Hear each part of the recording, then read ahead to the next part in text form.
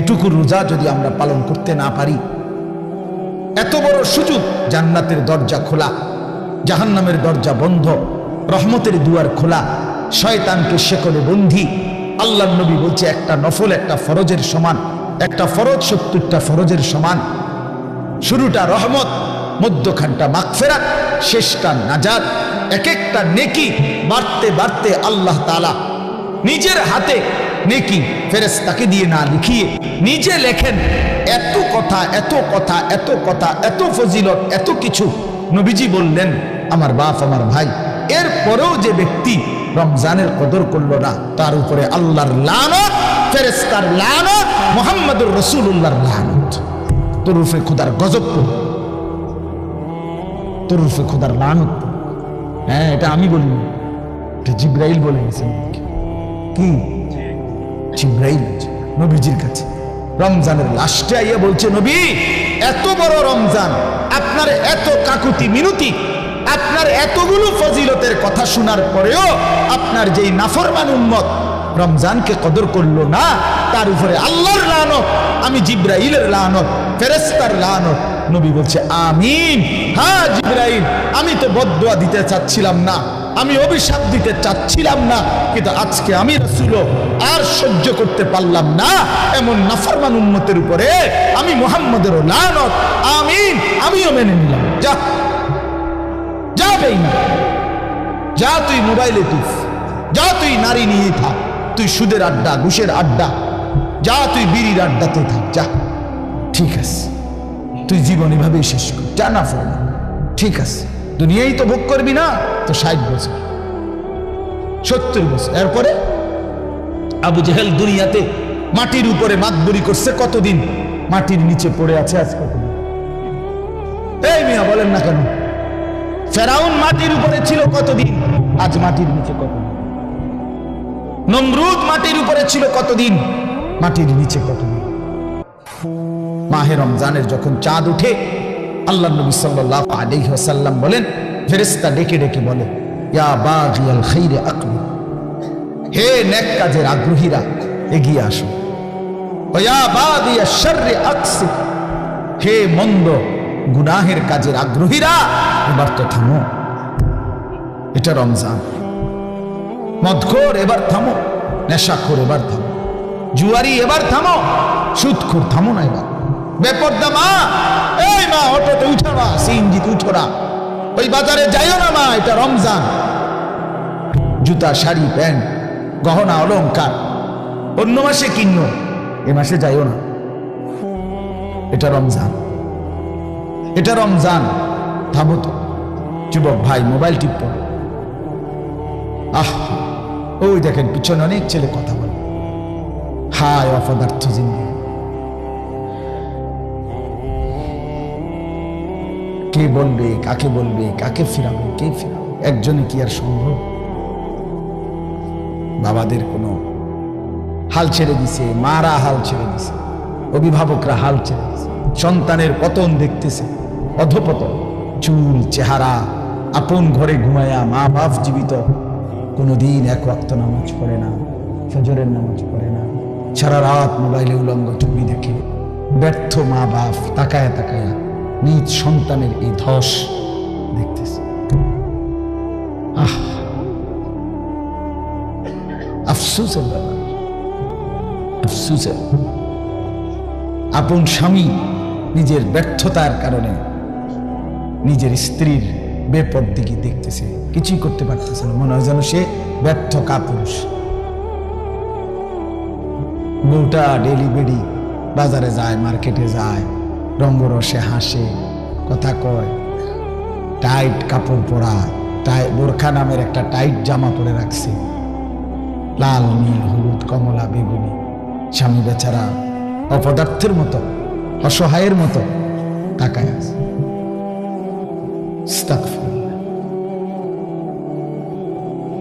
এই পর্যন্ত কোন ইমানদারের বউ বেপর্দার সুযোগ দেয় নাই, এই কারণে কোন ইমানদারের বউ যায় নাই, কাপুরুষের বউ যায়। এই পর্যন্ত যত বেড়ি বাগছে আরেক বেড়া লইয়া, আগের থেকেই অপদার্থ যাবে না, এবার বউ ভেঙে গেছে।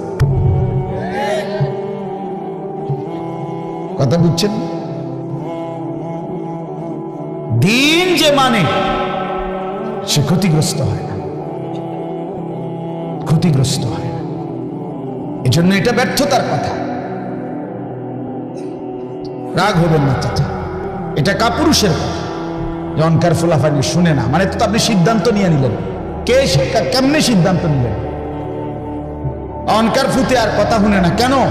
সেই পুতে, যে পুতে কথাই শুনে না, আপনার চোখের সামনে আপনার ছেলে নামাজ পড়বে না, একটা সাজদা দিবে না, এত বড় নাফরমান আপনার সম্পত্তি ভোগ করবে, এত বড় নাফরমান আপনার ঘরে খাবে, ঘুমাবে, দুনিয়া ভোগ করবে, আপনি বেঁচে থাকতে এটা মেনে নেবেন কেন মিয়া? আপনার ফুট, আপনার ব্যর্থতা তাই নেই। আপনি জীবন চিনেন নাই, আপনি কর্তব্য চিনেন নাই। কর্তব্য তো আল্লাহ বলে দিছে, ওয়ামুর আহলাকা বিসসালাহ, তোমার স্ত্রী সন্তান পরিবারকে নামাজের আদেশ করো, ওয়াসতাবির আলাইহা, পরিবারকে নামাজের আদেশের সাথে সাথে নিজেও নামাজের উপরে মজবুত থাকো। কথা তো ছিলই। আপনার জিম্মাদারি কি ছিল? আমি আমার স্পষ্ট মনে আছে, আমি আমার আব্বারে প্রায় বলি আমি এই কথা।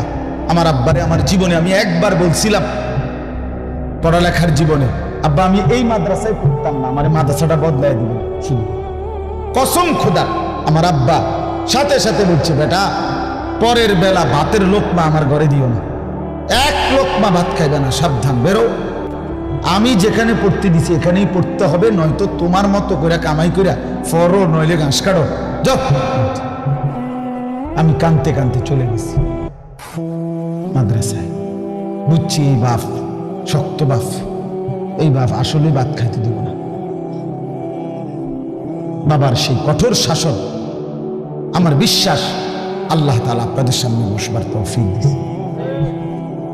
মা নাহালা ওয়ালিদুন ওয়ালাদাহু মিন নুহলিন মিন আদাবিন হাসান, কোন মা বাপ তাদের সন্তানকে সবচেয়ে বড় যা কিছু উপঢৌকন এই পৃথিবীতে দিয়ে যায়, সেটা কি সবচেয়ে বড় কোনটা? নবীজি বলছে আদাবুন হাসান, উত্তম আখলাক, উত্তম দিন, উত্তম আদব।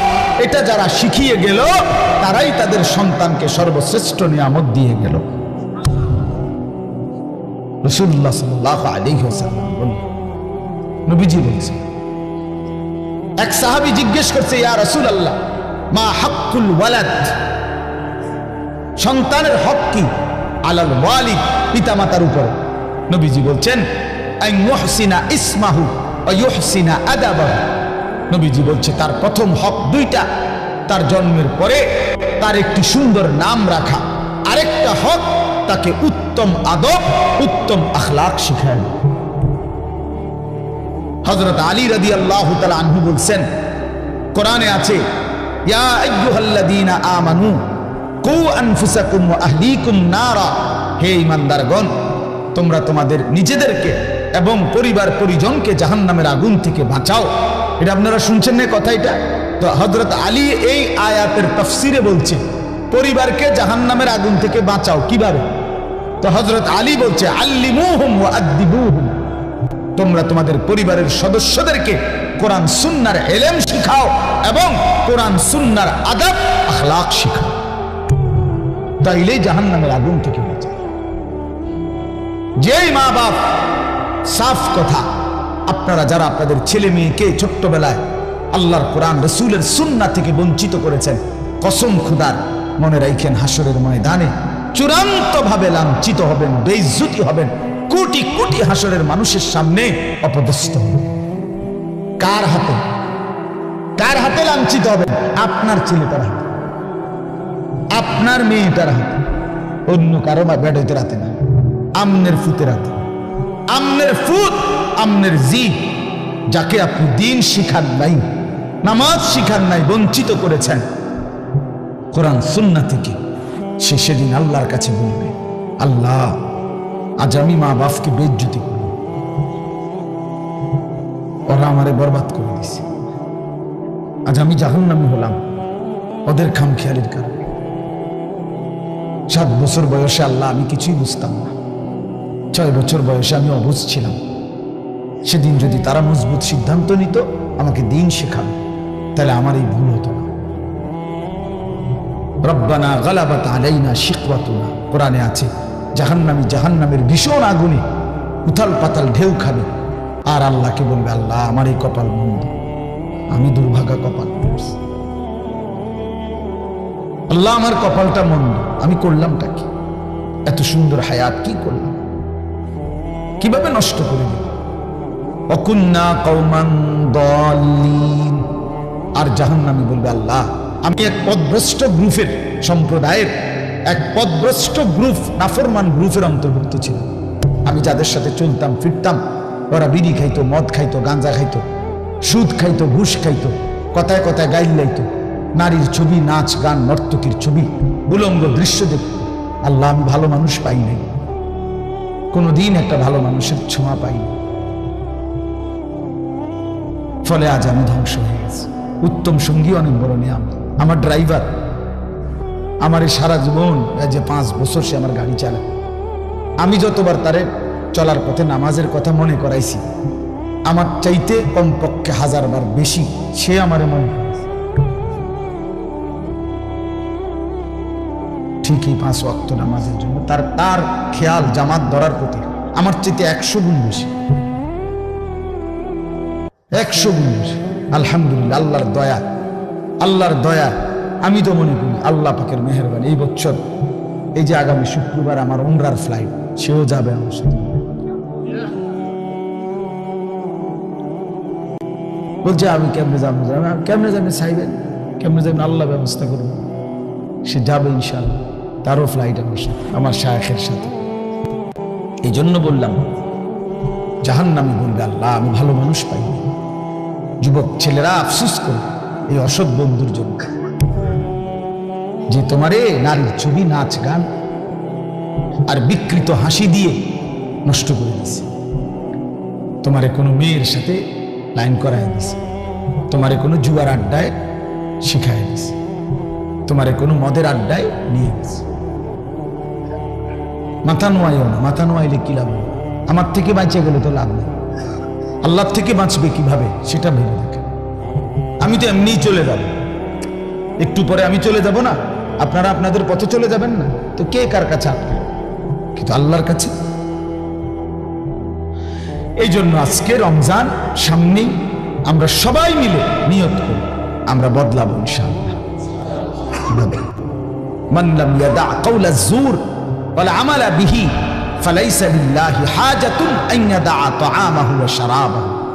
নবী সাল্লাল্লাহু আলাইহি ওয়াসাল্লাম বলেন, যে ব্যক্তি রমজান পেল, রোজা রাখলো, অথচ মিথ্যা কথা, মিথ্যা আচরণ, অন্যায়, অশ্লীলতা, চুরি, ডাকাতি, গুনাহের আচরণ ছাড়তে পারল না, রাসূল বলেন, হায় নাফরমান, তোমার এই খাদ্য আর পানীয় থেকে বিরত থাকার কোনো প্রয়োজন আল্লাহর কাছে নাই। আল্লাহ ভাতের অভাবে, পানির অভাবে তোমারে রোজা রাখতে বলে নাই, তোমারে জান্নাত দেওয়ার জন্য রোজা রাখতে বলছে। তোমারে বলছে লাআল্লাকুম তাত্তাকুন, তোমারে বলছে আমি মুত্তাকি বানাবো বান্দা তোকে, তোর ঈমান আমি নিলাম বান্দা। ইয়া আইয়ুহাল্লাযীনা আমানু, হে ঈমানদারগণ, মানে হলো বান্দা আমি তোমার ঈমান নিলাম, এবার আমি তোমাকে তাকওয়া দেব, লাআল্লাকুম তাত্তাকুন। তাইলে মাঝখানে একটা মাস সময় নিলাম, ঈমান তোমার গ্রহণ করলাম, তাকওয়া তোমাকে দেব। ঈমান আর তাকওয়া হবে, তোমার ঠিকানা হবে সরাসরি জান্নাত। যে মুত্তাকি সে জান্নাত, যে মুত্তাকি সে কি? উইদ্দাত লিল মুত্তাকিন। আল্লাহ বলছে জান্নাত বানানোই হয়েছে মুত্তাকিদের জন্য। আল্লাহ বলে আমি একটা মাস সময় নিলাম, 30টা দিন বান্দা গুনাহ ছেড়ে দাও, আমার ইবাদতে ডুবে যাও, লেগে যাও। 30 দিনের মাথায় আমি তোমারে মুত্তাকি বানাবো, জান্নাতি বানাবো। ঈমান তোমার পাসপোর্ট, তাকওয়া তোমার ভিসা। পাসপোর্ট নিলাম রোজার আগে, ঈমান নিলাম, একটা মাস রোজার মাস, গুনাহ থেকে বাঁচবা, ইবাদতে লাগবা। 30 দিনের মাথায় আমি আল্লাহ ঈমানের পাসপোর্টে তাকওয়ার ভিসা লাগায় দেব, জান্নাতের ফ্লাইট উড়ায় দেব। ঈদের দিন ফ্লাইট। ফ্লাইট কোন দিন? ঈদের দিন ফ্লাইট। ঈদের দিন ফ্লাইট, 1 মাসে ফ্লাইট, 1 মাসে 31 দিন যাব না, হয় 30, নয় বার লাগলে 29, মাগার 31 লাগবে না। 31 রোদ বৃষ্টি হোক, শীত হোক গরম হোক। ফ্লাইট কোন দিন?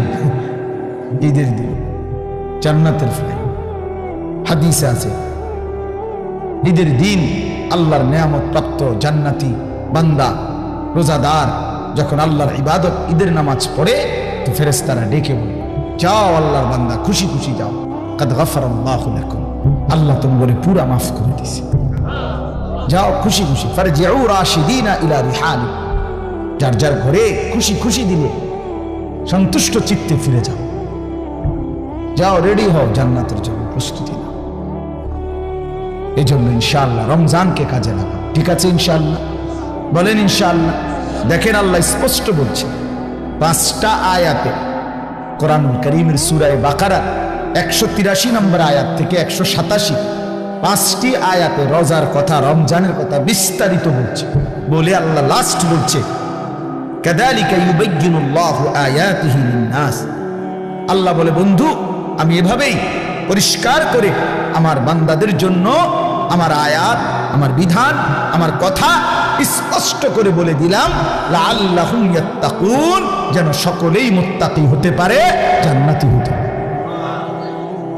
এটা হলো 187 নম্বর আয়াত। কথা শেষ করছে কথা আল্লাহ বলছে, আল্লাহ বলছে বান্দা আমি সবচেয়ে কমাইছি, সবচেয়ে সহজ করছি, সবচেয়ে ছোট করে আনছি রোজা শুধু তোমাদের জন্য। আখিরি নবীর উম্মত তোমরা, আমার আখিরি বন্ধুর উম্মত, তোমাদের জন্য আমি সবচেয়ে সহজ করছি রোজা। পূর্ববর্তী জাতির, যারা পূর্ববর্তী জাতি, তাদের রোজার নিয়ম কানুন, রোজা ছিল সবার, কিন্তু নিয়ম কানুনের মধ্যে বিপরীত ছিল। বিশেষ করে আমাদের নবী সাল্লাল্লাহু আলাইহি সাল্লামের সাহাবায়ে কেরামের আমলে তাফসীরে আছে স্পষ্ট, ওলামায়ে কেরাম জানে যখন রোজা ফরজ হয়েছে, মজার কথা শুনুন, যখন রোজা শুরু হয়েছে সাহাবীদের জামানায়, তখন রোজা কেমনে রাখত? নিয়ম ছিল সন্ধ্যাবেলায় ইফতার করার পরে, ইফতার করে না সূর্য ডুবলে, তো এই সময় ইফতার করার পরে এই বাকি যে রাতটা, এই রাতে যতক্ষণ সজাগ থাকবে প্রথম, এতক্ষণই খানা দানা, স্ত্রী মিলন এগুলো করতে পারবে। কিন্তু যদি ঘুমাইয়া যায় 10 মিনিটের লাগবে, 1 মিনিটের লাগবে, শুইয়া লাইলে চোখ বন্ধ, ঘুমা এসে গেলে পরের দিনের রোজা শুরু। হ্যাঁ, এটাই বিধান। নবীজির জামানা, সাহাবীদের জামানা প্রথম শুরু হয়েছিল এভাবে, রোজার বিধান ছিল এভাবে। এরপরে ঘুমের থেকে উঠা আর খানার সিস্টেম।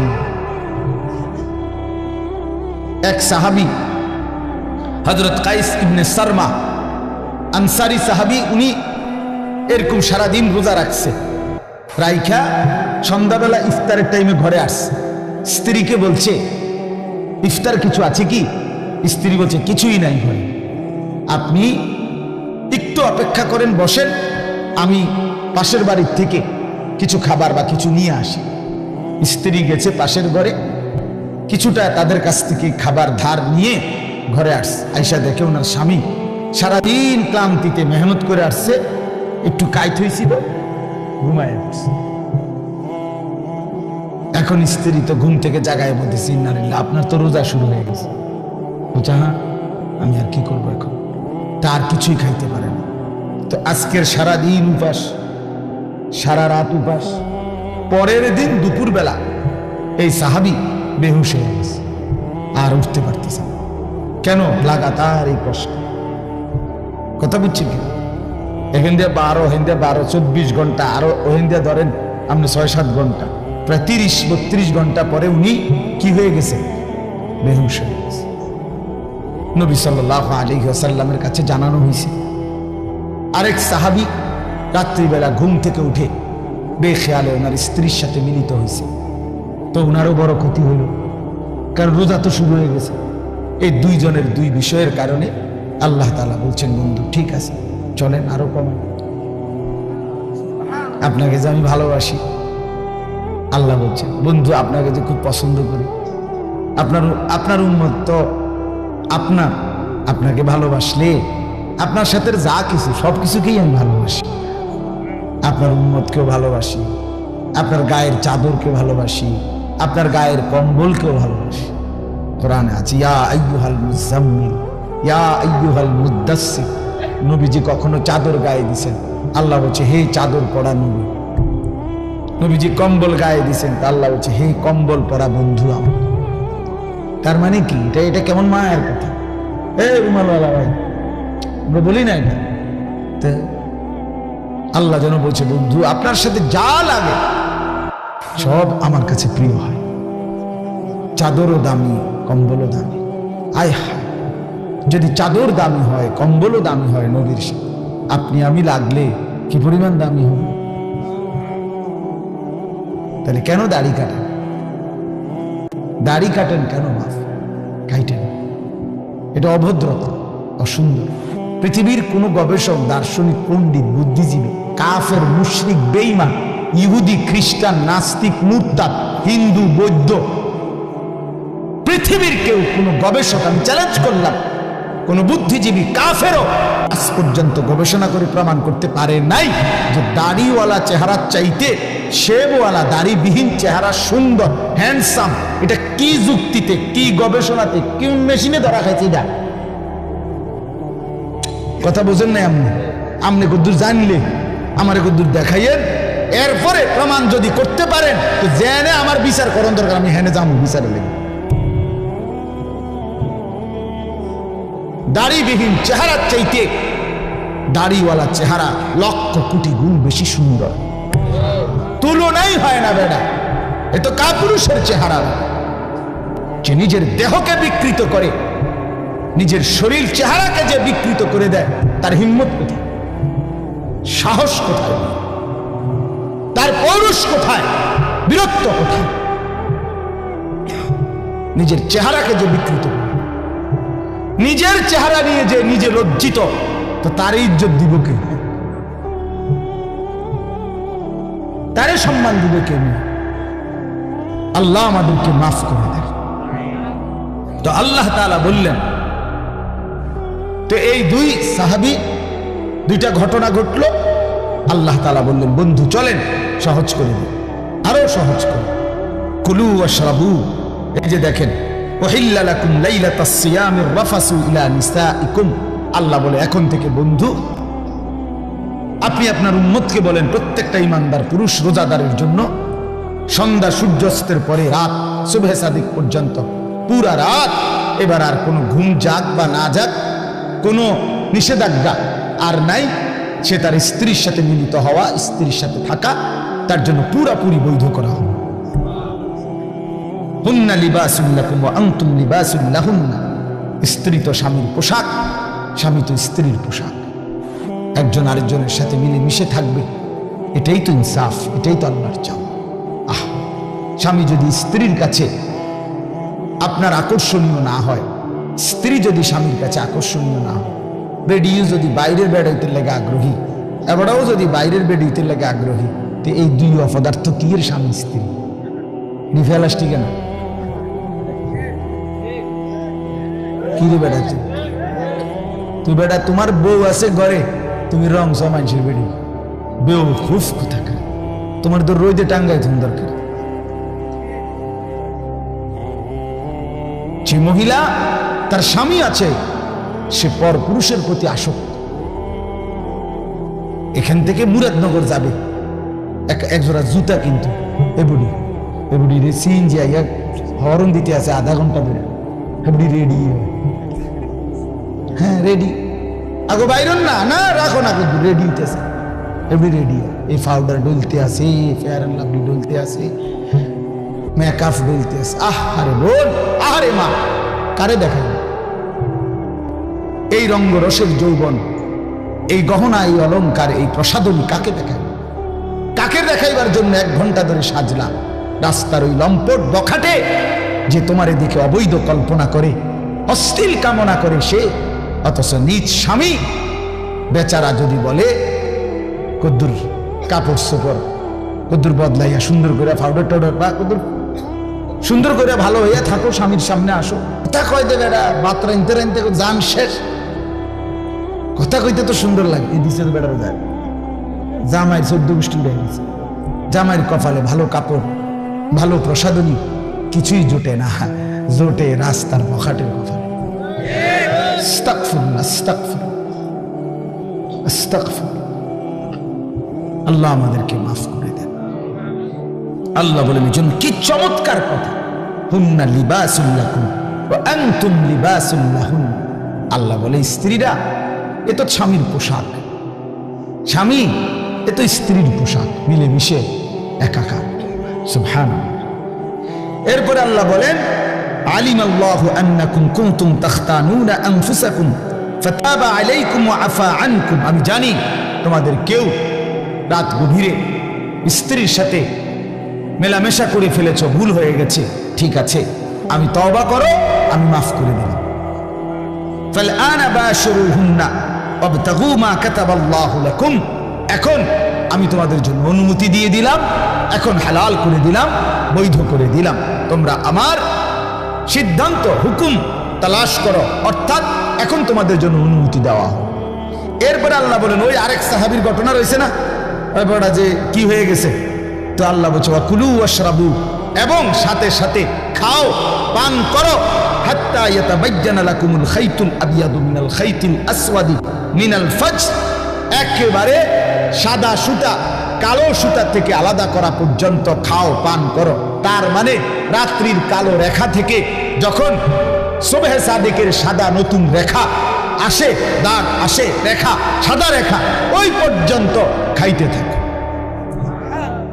সুম্মা আতিম্মুস সিয়ামা ইলাল লাইল, এবং এরপরে সন্ধ্যা পর্যন্ত, সূর্য অস্ত পর্যন্ত, ওই সুবহে সাদিক থেকে সন্ধ্যা পর্যন্ত রোজাটা পূর্ণ করো। আল্লাহ বলেন ওয়ালা তুবাশিরুহুন্না ওয়া আনতুম আকিফুনা ফিল মাসাজিদ। আর শোনো, তবে যদি রমজানের শেষ দশকে ইতিকাফ করো আল্লাহর ঘরে, তাইলে আর স্ত্রীর সাথে যে কোনো রকমের রাতে দিনে কোনো রকমের মেলামেশা আর নিষিদ্ধ করে দাও। আল্লাহ বলেন এতগুলো কথা যা বললাম, তিলকা হুদুদুল্লাহ, এগুলো আমি আল্লাহ তাআলার বিধি নিষেধের সীমারেখা। ফালা তাকরাবুহা, আমার বিধি নিষেধের লঙ্ঘন করে আমার নাফরমানির কাছে যেও না। কাযালিকা ইউবায়্যিনুল্লাহু আয়াতিহি, আল্লাহ বলেন এভাবে আমি পরিষ্কার করে তোমাদের কাছে সব বলে দিলাম, লাআল্লাহুম ইয়াত্তাকুন, যেন বাস্তবিক অর্থে মুত্তাকি হতে পারো, জান্নাতি হতে পারো।